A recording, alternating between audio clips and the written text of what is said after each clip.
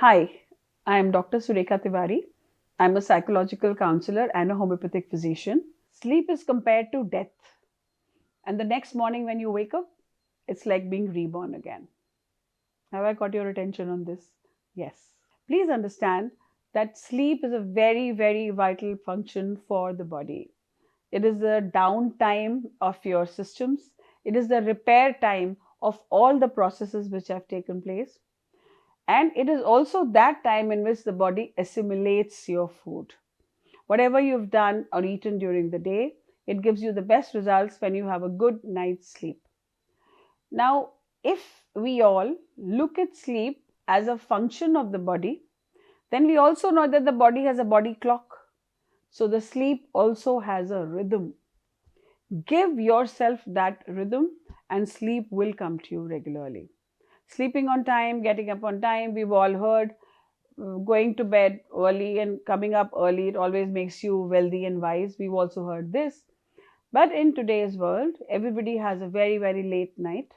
And then often people come to the clinic and tell me that because we were so stressed during the day, we wanted to de-stress in the night. So we watched the TV, we watched something, and it's a downtime.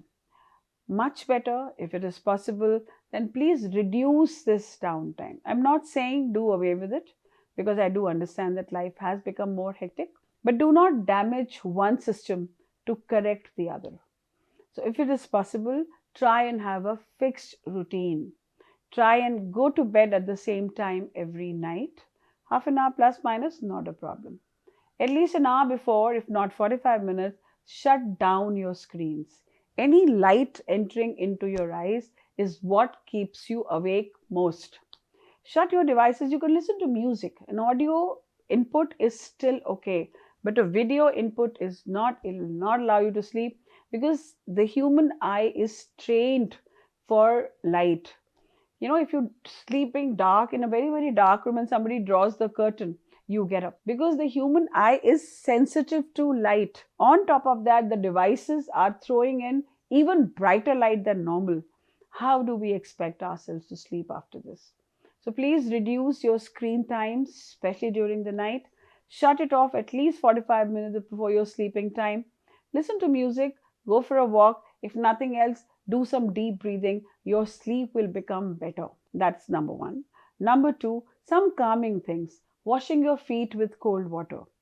It does nothing but take away the stress from your feet because you've walked, you've driven.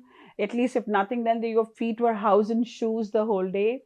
When you wash your feet in cold water before going to bed, it acts like a relaxant. Having good, fulfilling dinner. They say for small children, they don't sleep only because of two reasons, either because they've overeaten or they've undereaten. We're just grown children. So we should also go by the same adage. Please have a good dinner at least 2.5 hours before your dinner time. The food should be digested, but it should give you a certain amount of satiety and you should be able to sleep. Nothing bad in having a little sweet when after your dinner. It again helps your brain relax. The brain uses glucose as a fuel. So when you have a small amount of sweet, it gives your brain a further sense of relaxation and your sleep comes better. Try not to go out for a very vigorous gymming in the evening. Best to go in the morning.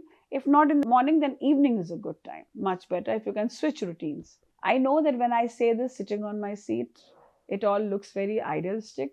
But believe me, I'm answering these questions because these questions are coming.